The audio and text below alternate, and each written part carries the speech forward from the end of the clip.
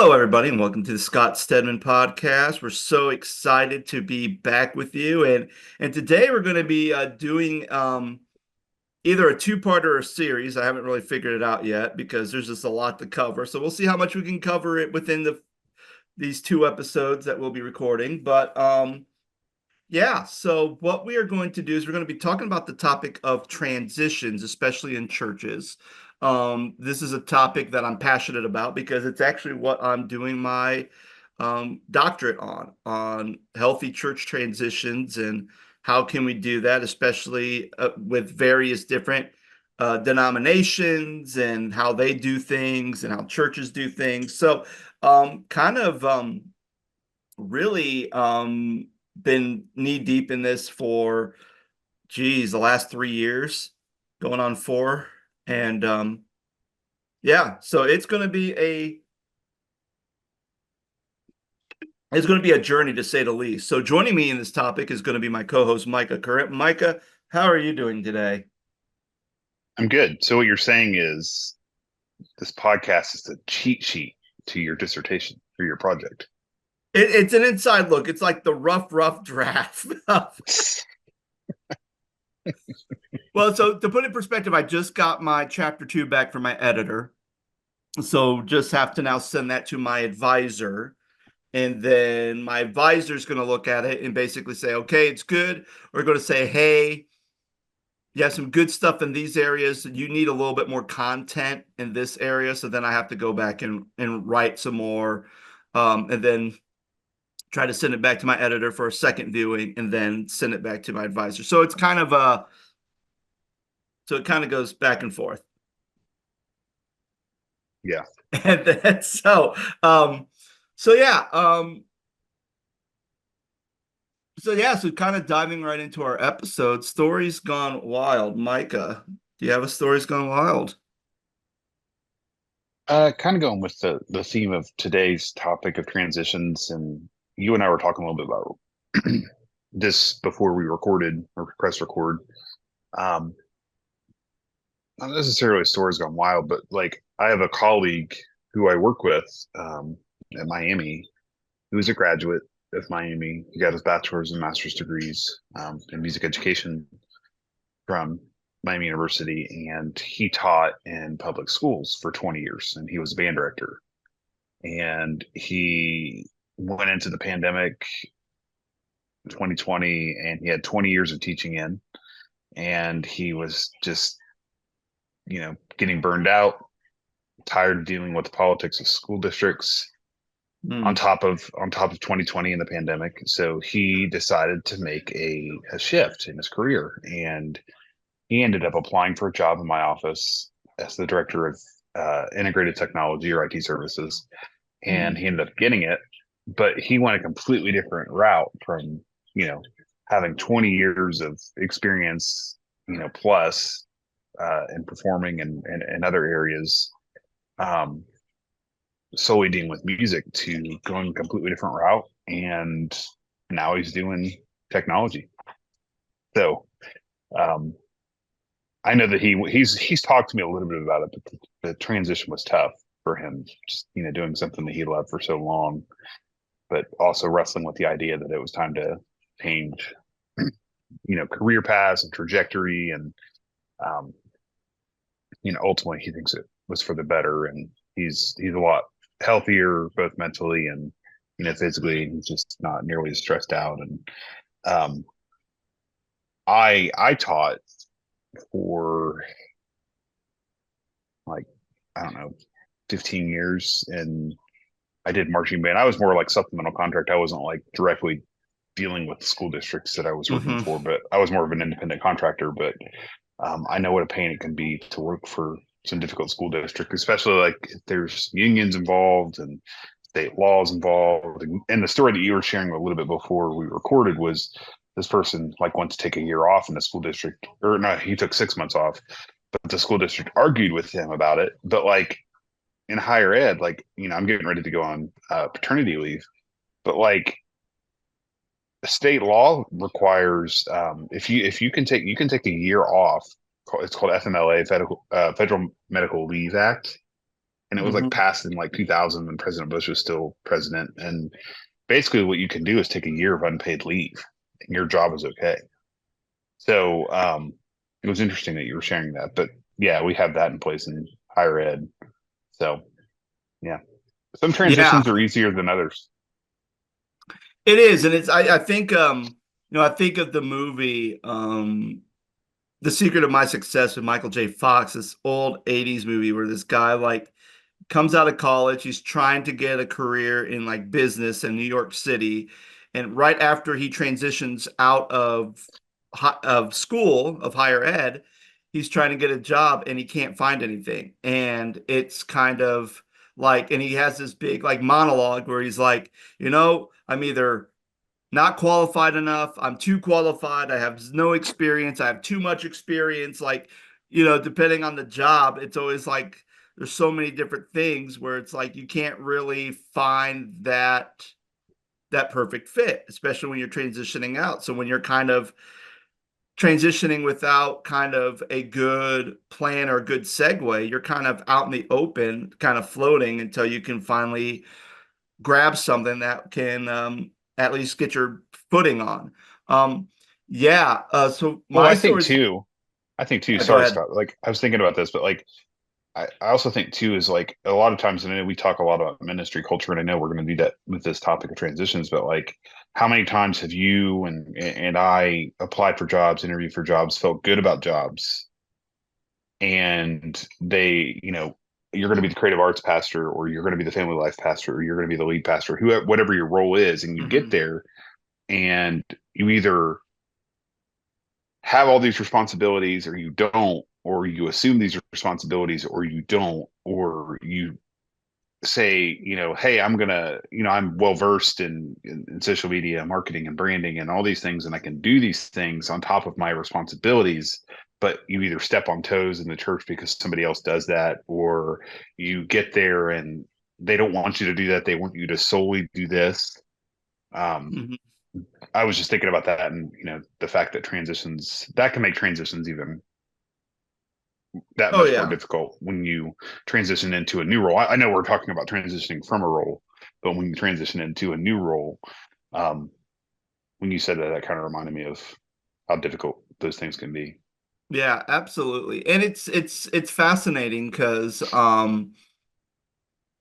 yeah, it's fascinating because especially with transitions, even just within churches and not even like staff, but even with volunteers, it can get very tricky as well.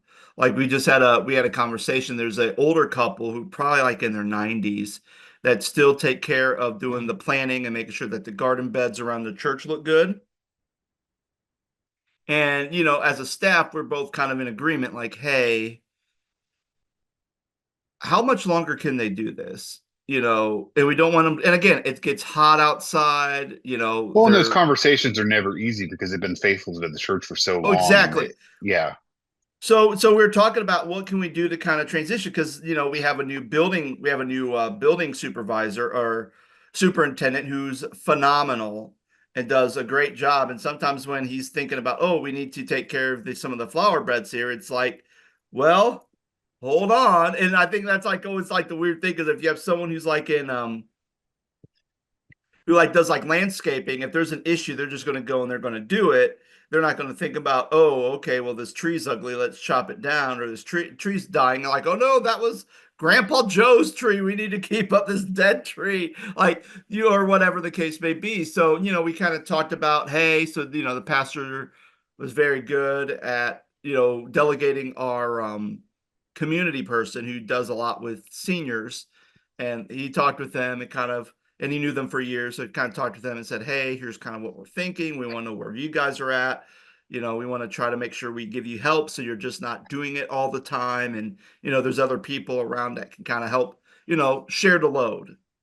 And, they said, oh, that'd be great. And they said, here's some of the things. And the main thing is they plant certain flowers that they grow at their own home and they transplant over to the church. And it's a flower that their daughter loved who passed away at a very young age. So, there's kind of a sentiment to that where it's like, oh, if we were to rip up these flowers, that would cause that would cause a crap storm, to put it mildly. So yeah, so I think with transitions there is a lot that goes on, especially within um, churches, because so much of the church is tied to community and loving one another and kind of respecting one another. So especially when there's things that are like that, like, oh, we plant these flowers Sacred in honor, cows is what we call them.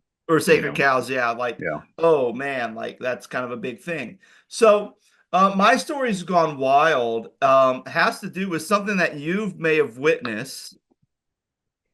So I'm on Facebook and I'm browsing and I'm just kind of like, usually I get on Facebook, I say happy birthday, and that's about it. Like I don't really get on there too much, just to say happy birthday to people.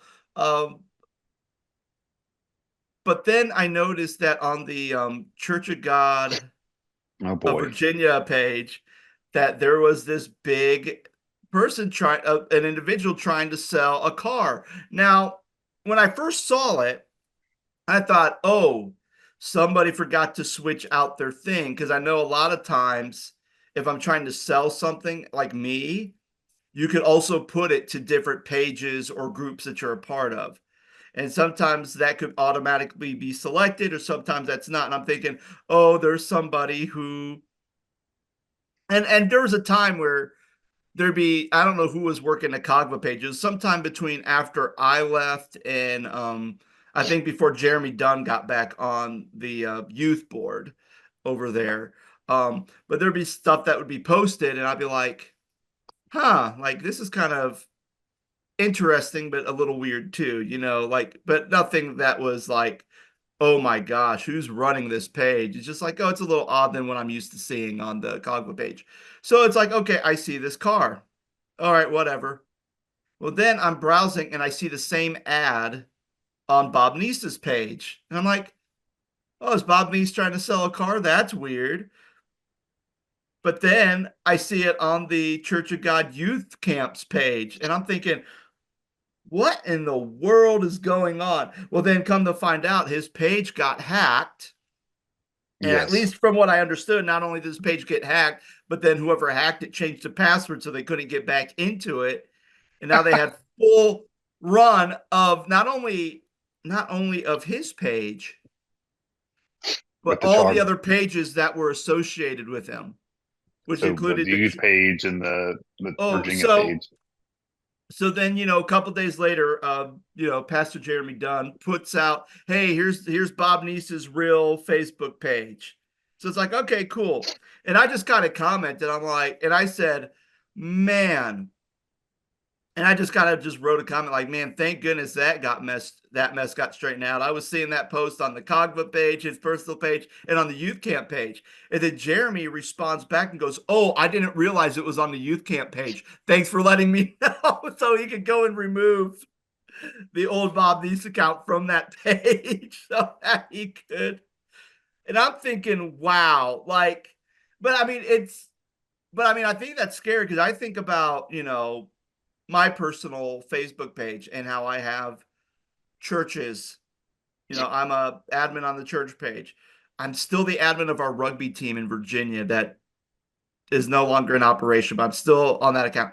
And then there's the Scott Stedman podcast page. So there's a lot of different groups and pages that I'm a part of. It's like, man, if my account ever got hacked, and it won't because I have like the 2-tier factoring. I have like a authenticator. So really, if anyone even figures out my password, they have to figure out the code, and it's like they can't because they have to have my authenticator to be able to do that. So I have like 3 layers of protection, but just the fact that, man, that could happen to anybody, and all of a sudden there's random stuff being posted that represents you but represents all the different pages that you're associated with is pretty terrifying.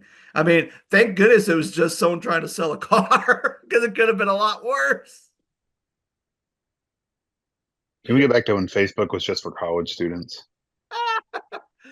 Yeah, I saw something where there's an app coming out called No Space, and it's supposed to be like a phone app that's supposed to replicate MySpace, like from the back in the day. And I'm like, okay. is it still gonna have like the awful graphics, or you could just take like code and then make like these awful backgrounds? Because I always had the basic, whatever they gave me on my MySpace page, but then I know some of my friends who maybe were into anime, they would have like Dragon Ball Z posted all over their page, and every Or dot was like a Dragon Ball, or like any of the females that I was friends with, everything would just be like GIF glitter going around the whole page, and even when you move the cursor, to be glittering coming off the cursor. I'm like, oh my gosh, I don't want to be on this page. This is gross. Like, get me out of here. So I don't know, but that's not dropping until like June 16th. I'm like, I'll pre-order it. I'll see how it is, and if not, I'll get rid of it if I hate it so much. So anyway, so our topic today, we're going to be talking about transitions, and really we'll be focusing more on ministry transitions. But I'm sure if you're a business person and you're listening to this, maybe there's might be some information that could help you within your business, especially as transitions. So before we actually dive into the topic of transitions, I really want to talk about the topic of carelessness, because I feel like anytime when a transition goes bad or does not go well, there's usually a hint of carelessness in the entire process that happens. Um, and I started thinking about this topic because I usually will get emails from just like artists I subscribe to, and one of the artists will send emails, but he calls them non-marketing emails. They're just like things that he's thinking about and he's writing. And he wrote about the topic of carelessness, and he specifically was talking about he talked about Anthony Bourdain and even Scott Fitzgerald's book, The Great Gatsby. And when he was talking about Anthony Bourdain, he was saying that the worst meal he ever had was at a Chili's in Dallas Fort Worth Airport, and it was a cheeseburger because of the appalling lack of care. And that's why Anthony Bourdain said that was the worst meal he had ever had, because it was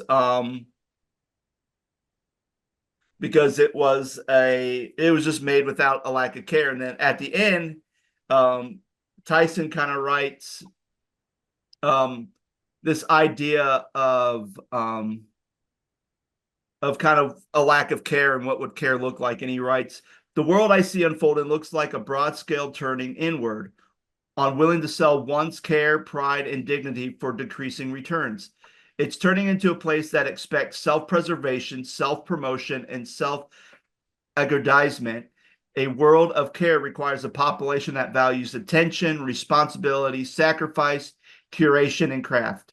Given time, enough time, a lack of care will put you face down in your own swimming pool. A lack of care would, and that's a reference to Great Gatsby. A lack of care will cause the world's most prominent food critic to rank your cheeseburger below the raw catfish that gave him a parasite. And it's so true, because when I think about anytime when I've read books on the idea of transitions, usually carelessness always goes back to the word self.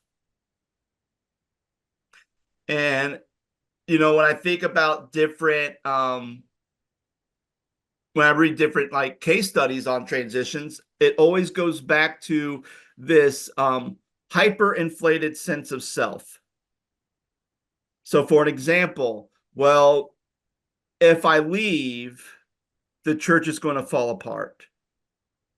Or the new guy's coming in, I'm sticking around as like a mentor for a little bit, and already I see things that I don't like, so I'm going to kind of try to navigate the ship that I'm going to navigate the ship from the lifeboat that I'm in, because I see that there's stuff that I don't like that the new pastor's trying to implement. Um, or the sense of, well, we want this, or even like a pastor, when they're leaving, they say, hey, here's basically who I think you should hire, and give like a list of, here are all the people who I think will be great for the job. And it's like, and I think, but again, it's all instrument on one person's ego, one person's wisdom, one person's view of self, that kind of causes I think a lack of care and in ministry, and especially within ministry transitions? Yeah, I will honestly, as you were talking, I was thinking about the fact that over the years, and I'm not making this, about our transition specifically, but like in ministry period, I've rarely seen a transition done really well. And it's a Mm-hmm. shame because you know, if you want the church to succeed, you want your successors to succeed, it would just make sense that you would want the best for both. And it it's also a shame that transitions can't go more smoothly than what they seem to on a regular basis. And it Mm-hmm. doesn't always. Also, too, I was thinking, it doesn't always have to mean that there is scandal involved because a lot of times we talk about different things. Matt Chandler, um, Mm-hmm. you know, Marcel stuff, Hillsong stuff. Uh, just it doesn't always mean that they're scandal. Like ministry is exhausting. You can decide, you feel like you don't want to do that anymore. You can also feel, you know, like God's leading you somewhere else. You can also feel like God's leading you to a different area of ministry. Like there's so many different like avenues that we could go with this conversation, but like you know I think a great example is like say you've been a lead pastor for 20 years and you're getting towards the end. I've seen some churches do this where it's like you know we either make that person pastor emeritus and they retire and they go away for a period of time and they come back and they just serve as like somebody who fills in the pulpit once in a while, like to teach or preach. Uh, and I've also seen where they transition into like more of a senior adult ministry role where they're managing and leading the senior adult ministry at the church. Um, it's pretty rare. It just depends Mm-hmm. on you know, we talk, we don't talk about politics a lot on this podcast, but like, it's, I think it's a lot of it's based on popularity too. Like it's based on the church's perception of you as a leader and as a person. And have you led your church and congregation well? Um, Yeah. you know, it's it's an interesting conversation all the way around. Yeah. And I think the fascinating thing you brought up the kind of like the thing about politics, because I think a lot of times when it comes to care, it falls on the responsibility of the leader, but it also falls on the responsibility of the congregation as well. Like there has to be both. And you know, I think I think that a lot of times now, especially kind of since 2016, maybe 2012, when we really started seeing people getting more irate with the whole political climate. And then especially now, and I mean, it just seems like now it's getting to the point where I'm reading stuff about, oh, are they going to put the president on the ballot?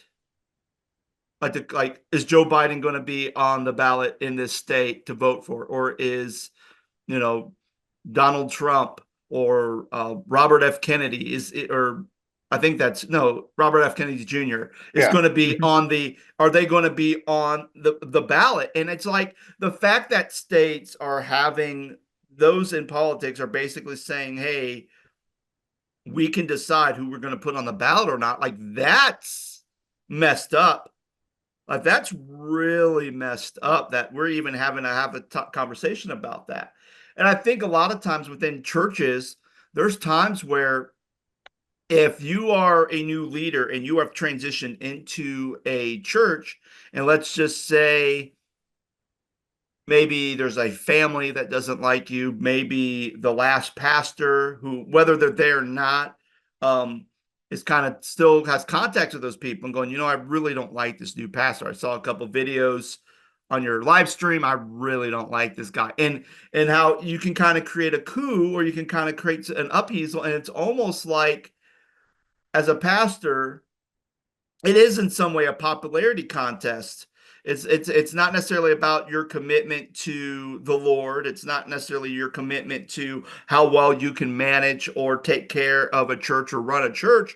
It's like, do Or people preach or do teach. or preach or teach or whatever, like, do these people actually like you? And if they don't, then it doesn't matter if you're the best teacher in the world, you're cooked. It is going to be very difficult. In the same way, I think on the other side of the coin, pastors, you have to kind of know the culture you get into. Because I was reading something where this guy was appointed, and he was in a ministry where he was appointed to a church. So it's like, even though his district supervisor was telling the pastoral board, this great person, this is going to be a great fit for your church, this is like, gives them high accolades, and comes to this guy's biggest cheerleader. At the same time, this person has to say, okay, how do I care for this congregation, and what are some things that I need to do? And there's a lot of, like, it's one of sometimes the simplest things that one can do that can really make a difference with people. And one of the stories I read was the idea that there's this woman who, they wanted to put make it was like one of their, like, services, like one more, I think it's like a Monday Thursday service is going to be in the afternoon, but they want to kind of like dim the lights that were coming through the window. So he knew someone in the church who was a great seamstress. So he went to her individually and said, hey, do you think you can make these curtains for us? Here's kind of the vision. She goes, yeah, absolutely. So this lady starts getting to work on it, finishes it. Everything's great. Everything looks good. Pastor's excited because, like, hey, I got to volunteer to do something. So I'm very excited about that. But there was some controversy because there was a committee that was in charge of doing stuff with it, that was in charge of getting stuff prepared for service. And it kind of caused a ripple effect. And I think one of the things that he was saying, like, to do care well, it might be one of the things, like, hey, here's this volunteer. They said they're great, wonderful. But maybe I should have asked when I first got there, hey, is there a team, or is there a committee that deals with sanctuary decorations or anything like that, and just kind of talk with them first about it and say, hey, here's what I'm thinking about doing. Here's this member of the church who's a very good seamstress. Is it okay if I ask her to do that? And if they say, yeah, that's fine, then no harm, no foul. Um, but there's stuff like that. The other thing is sometimes the pastors can come in with a huge sense of ego. And this is when I get back to the idea of self, a huge sense of self. Like, the story is, and again, I haven't experienced this, but the last pastor that was here at the church I'm working at, anytime when someone came up with a concern or maybe a complaint or something they needed to talk to the pastor about, the pastor was very dismissive. Usually would say things like, oh, you're just being cranky. Like, actually would literally tell people they're being cranky, or oh, you don't need to worry about that, it'll be fine. Like, totally dismissive, whatever. So anyway, pandemic hits, totally mismanaged a pandemic. Then she ends up leaving. And then the current pastor, who's here now, comes in. And then the former pastor ends up going to the church that my pastor at is now was the pastor at before. They just kind of swapped. So the former pastors at this new church on the other side of Columbus still kind of has that same mindset, was only there for a year. Was only there for a year. And I think kind of what was the difference is that the pastor here, Pastor Colleen, was very good at trying to direct lay people to connect to their leadership ability, their leadership style, and really had them be very proactive in leadership within the church. So it all didn't fall in her lap. Yeah. So, you go to a church where maybe you don't have a strong leadership within your church to now you're going somewhere where there's very strong leadership. And all of a sudden, you start pulling out the same sense of self, and people are like, So that was the thing. It was like, oh, well, that was the thing. Like towards that end of the year, she wanted a break. So the superintendent gave her a break. And then when she was done with her break, he basically kind of, or whoever the superintendent was, basically said, yeah, you're not coming back here. And we don't really Well, I have a mean, place. And I think even recommended that she would no longer be in ministry because of the way handle she things. had handled things at the last two places. Well, let me ask you this: like, Yeah. obviously, you have a background in Church of God, but you're working at a United Methodist Church now, and the United Methodist Church does the appointed system where they people serve Yeah. places for so long, and then they move them to another church and another assignment. And you know, I'm not saying the Methodist Church would do this on purpose, but like, what if you get sent somewhere and you're just not a great fit, and your leadership style doesn't mesh with the DNA of the congregation you're going to, or vice versa, and you get there and well, the UMC moved you. So it's like, Yeah. And I how does think that that's work? so how it works. And here's how it was explained to me it works. And this was from a pastor in Virginia who I was friends with, who was at the Methodist church down the street. So basically, what happens is because everything officially, if there is a pastor swap, it officially happens after um, general conference. I think there's general and there's annual. I think annual is the national, general is state led. So after general conference, that's when things get led, which general conference for Ohio is actually this weekend. So if there's any switcheroos that's going to happen, it will done. Now the pastor will know that they're leaving probably back about March is when they'll know that they're going to be switching. So they have a couple months to, tie things up, get their stuff packed, and get ready to go once summer hits. Um, So usually around after Advent season, usually the district chair will go to a church and they'll send out kind of a survey to the pastor of the church and send out a survey to the chair of the board of pastoral care. And they'll fill out the survey. It's the same survey, basically saying, how do you feel about where your current assignment is? Um, do you want to be here for another, do you still want to be here? um what are some, and kind of ask like what are some of your goals or some of the challenges that you have coming out of this year going into next year, whatever. There's, I'm not sure, I don't see that thing, but usually they're trying to get a feel for how the pastor feels and how the board of pastoral care, if both of them are like, yes, we love each other, it's a match made in heaven, you're good for another year. If you're seeing one side say yes, one side says no, then the district superintendent will come and start to talk and go, okay, let's go. Let's talk about this. What's going on? Let's see if we can do some repair to kind of keep this person here and kind of more monitor it and say, okay, there's a little bit of friction here. Let's give it another year, at least whatever the issue may be. Let's repair it. Let's give it another year. Let's see how it goes, and we'll assess next year. Now, if both of them say absolutely not, nope, nope, then the district superintendent are like, okay, we're going to now move you somewhere else.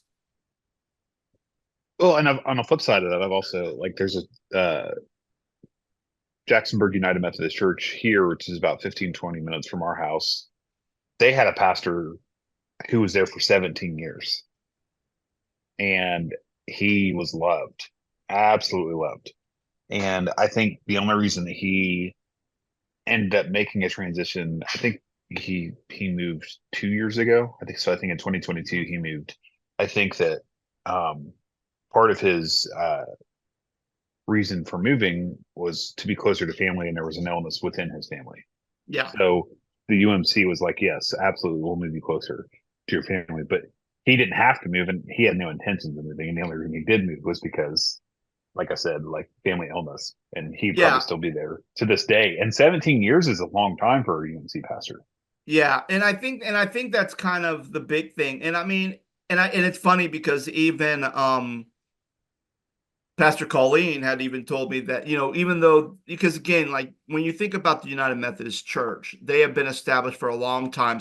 And they're very much understand, they have a lot of intelligent people within the UMC and a lot of people who can understand certain demographics and dynamics and all that. So even the UMC realizes, hey, um, there has to be a better way than this appointed system because we do know that longevity is what helps churches grow. So if you're always moving pastors around every couple of years, that's not going to be good for the livelihood or the longevity of a church, which, I think you can see that. At the same time, you know, the nice thing about being a UMC pastor or being or pastor in an appointed system is if for some reason I do decide to leave, if I'm a UMC pastor, which I'm not, but if I as a UMC pastor, if I do decide to leave and go somewhere and leave, at least I know that I'm always going to have a work, and at least I'm always going to know that I have at least somewhere I can live and that my family's going to be okay.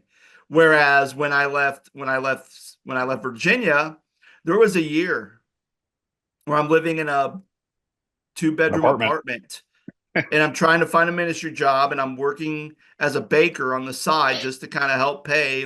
My wife's working as a teacher trying to finish up teaching school and money was tight. And Sure. it was one of those things where it was like, and that's one of the reasons why I started my dissertation program was because I needed something to do.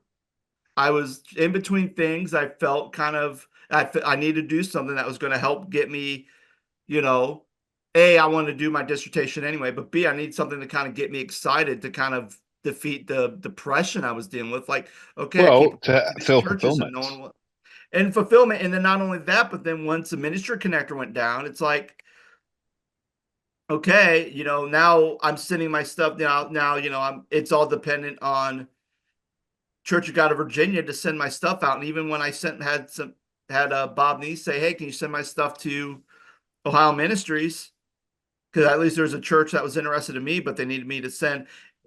But there's some way Ohio Ministries did things, or at least what they told me the church did. So Bob sent my stuff over to Ohio Ministries, and I never once got any type of confirmation saying from Ohio Ministries saying they received my file and that they're going to send it out to this church. I got confirmation from Bob who said, hey, I sent your file to Ohio Ministries. I sent it to this person. But never. And it's like, okay, Bob is a part-time state minister and he's more effective than our full-time ministers at the state level in Ohio. I don't know how that works, but it did because so I mean, and again, like if I ever and again, if someone asked me, well, hey, why are you working here? It's like, well, because the Church of God failed me. Ministry Connector broke and I was doing everything what I was told, doing it through sending my files to state directors and state boards and everything else to try to get positions. And unfortunately, they dropped the ball. So that's why I'm here. What you're saying is you're Anakin Skywalker and the Church of God is Obi-Wan Kenobi. And because you I said don't that, know if like, I don't know if I'd use that analogy, Mike. no, no. In episode 3, when he was like, Obi-Wan Kenobi's like, I have failed you, Anakin. Yeah, jeez. And I was just, not all the other stuff Anakin did. No, no, no, no. Jeez, man. Anyway, but I mean, going back to carelessness, but I mean, again, that's a sense of carelessness. Yeah. Someone's carelessness kind of prevented me from being able to get a job within the Church of God.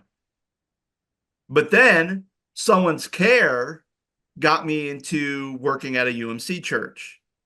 And, you know, they take very good care of me and not just the idea of, getting a paycheck or having a place to live, but, they take care of me by affirming my call in ministry.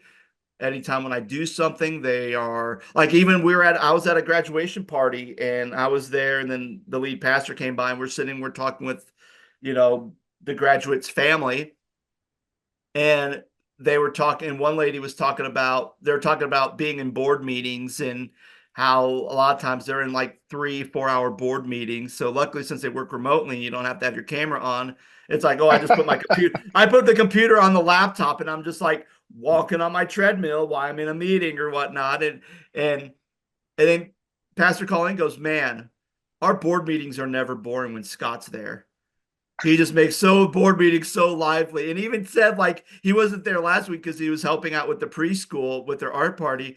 And our board meetings just felt so different because Scott wasn't there. And it's like, oh wow, like I don't know, like, oh great. Like I feel affirmed that I make board meetings more fun. So they're not bored. Entertaining. They're not boring meetings. They're entertaining board meetings. So anyway, but I mean, but it's that sense of care that makes people feel like, man, I really want to be here. I don't feel like I need to leave because I do feel appreciated and value. And even when I do my boneheaded mistakes, which I normally do, I'm confronted about it, I'm rebuked about it, but I'm also rebuked with care. And I think that is, you know, a night and day difference from where I last at. Because if I did something dumb, I was rebuked harshly and not with care and not restored or anything like that. I went back home feeling like a big pile of poo because I just got ripped into over a mistake I made. And sometimes that mistake was or sometimes it wasn't even a mistake. It was just someone misunderstood what I said.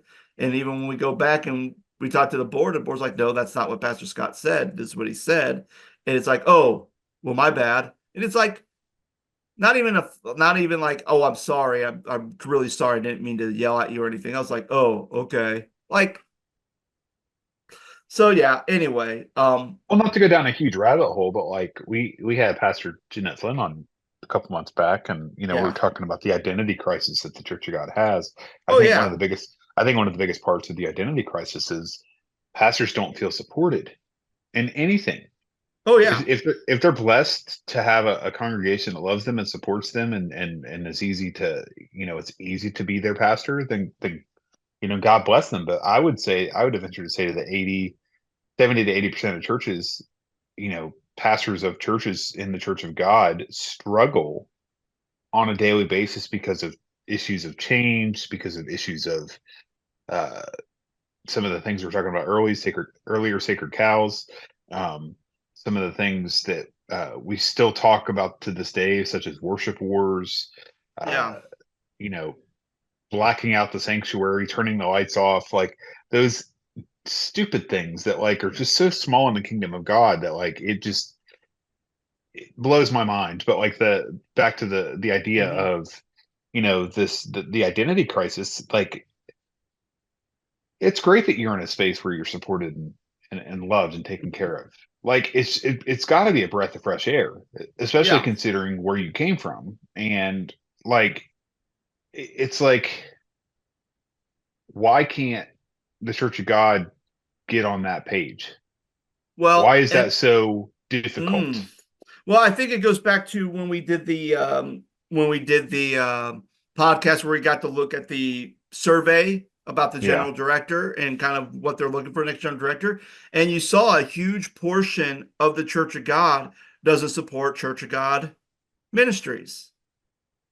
And I Right. think a lot of I think there's a lot of things on what that could be, but it can go back to people not feeling like that they're supported. And whether that's a perception, because maybe there's some people who feel like that Church of God Anderson needs to be like, needs to be like the upper echelon, whether that's like the general or the annual conference thing of the UMC or like the federal government. Like if something happens to one of these pastors here that is they need and or something happens on a state level, like Anderson should come in and kind of be like the judge, jury, and executioner of what happens. They're almost like a union. They're going to say, "Oh, you were dealt an injustice. We are going to make this right." Yeah. And but they don't, because everything's like, I mean, anytime you talk to anybody, even on Well, a I'm state or sorry. national, no, like even on a state national level, like you ask someone, "Hey, can you do this?" or "Hey, I'm in a bind. Yeah. Are Can you you able to help do me? that?" And And then they're they like, don't do anything. and they say, "Well, I don't know if we can. I don't know if we can. It's based on what the bylaws of the church says." It's like no one will do anything. And it's like, And like you just said it a minute ago, but like there are pastors that are dealing with depression and mental health issues and anxiety and suicidal thoughts and you know, like let alone pastoring and managing a church. But when they go and they cry for help, nobody wants to help them. yeah, And then they wonder why the turnover of ministry is so high. exactly. Exactly. It is. And I think, and it all boils down to carelessness. If a pastor's not, and especially when it comes to transitions, as a pastor, am I going to be, when I am transitioning out, am I going to take the steps needed to not only prepare my congregation for the transition, but also make sure I prepare the person who's coming in and set them up for success? Am I going to be their biggest cheerleader, or am I not going to be their biggest cheerleader? Am I going to continue to interfere and stifle the ministry they're trying to do because I'm trying to rally up the people who I have a relationship there going, "Oh yeah, you should, do this, do this, do that." And I think that's kind of the challenging thing. And I think that's kind of the hardest thing because, again, we're all human. And I think even in the midst of transitions, there is fear, there is pain, and there is a lot of other mixed emotions that go into it, where it's very easy for a leader that is transitioning out to kind of, play the short game and kind of make sure, well, when I leave, I want to make sure that my legacy or my standing within the church is intact. And it's like, you know, why does that even matter? Because it's not your church. Like, it's God's church. It's the church that Jesus died for. Like, who am I to basically say I need to dictate where the church needs to honor me or put up a plaque in my name on a pew, or a painting with a little plaque on it that says "in memory of Scott Stedman"? Like, I don't care. Like, that stuff doesn't, I don't care about any of that stuff. Which, the church labeling or putting plaques up, that's another topic, because I'm in a disagreement for that stuff too. So, but it goes to show you that when we are careless, um, it really is going, even on a mild level of carelessness, it will go along. It's going to create a lot of hardships for the church moving forward, or trying to make that transition very smooth. And I think that's something that we will talk about in our next episode, about how does, as a leader, what's the best way to know when it's time to leave and kind of start laying that groundwork to make that transition smooth. So that'll be on for next week. So any other thoughts about carelessness before we close out, Micah? I think the one thing I'll say, and we can wrap it, is that, you know, I think there's a sense of grieving on both sides of that when transitions happen, Yeah. right? There's a grieving on the side of the pastor and his or her family, for making the transition, because it's not easy to move. It's not easy to pack up your stuff and go find a new place to be, and a new community to be a part of, and moving your kids through different school districts, et cetera. But the church that you're a part of and that you pastored and then you're leaving is also going through that grieving process, because you've been their pastor for a season and now they're having to find a new pastor to lead their congregation. And that could be, difficult, because there could be a sense of resentment because, hey, they left us, or hey, um, we don't want to hire anybody else because we really like this person. And then there's that's a whole nother conversation. But like, you know, churches can go years without a pastor because no one can ever measure up to the pastor that was there before. So Yeah, Just know there's Absolutely. a sense of grieving on both sides. Yeah, and I think, and that's something that, when it comes to making that transition, how do you navigate that grief? Because it's going to be a grief on the leader's side, there's going to be grief on the congregation side. Um, Even if the person's been there for 17 years and well respected and everybody loves them, like when they're, whether you're a hated pastor or you're a beloved pastor, anytime there's a transition, there's always going to be a season of grief. And that's one of the things we'll probably talk about next week with how does a pastor set up the outgoing pastor set up transition for success. So we'll do that next week. So friends, thank you so much for listening. I hope this podcast was informative and can help you understand. Maybe you're a pastor, maybe you realize, oh, some of these little things I do are carelessness, or maybe you're someone who goes, yeah, I know how I was careless, or how my congregation was careless in my transition. So, if you have any of those stories, feel free to email them to us. We'll read those on the air as we start our show. And again, thank you guys so much for listening. I hope you have a wonderful rest of your day, and we'll be back on with another episode. Take care. Thank you for listening to the Scott Stedman Podcast. The Scott Stedman Podcast is made possible by support from our listeners. We thank listeners like Patty and Scott, whose support goes to this podcast's continual growth and maintenance. If you want to support this podcast, you can do so in a number of ways. First, feel free to give us a 5-star rating if you enjoyed this episode and share it with your friends. If you'd like to financially support the Scott Stedman Podcast, you can go to the website ko-fi.com/the Scott Stedman Podcast. That website again is ko-fi.com/the Scott Stedman Podcast. Thank you so much for listening.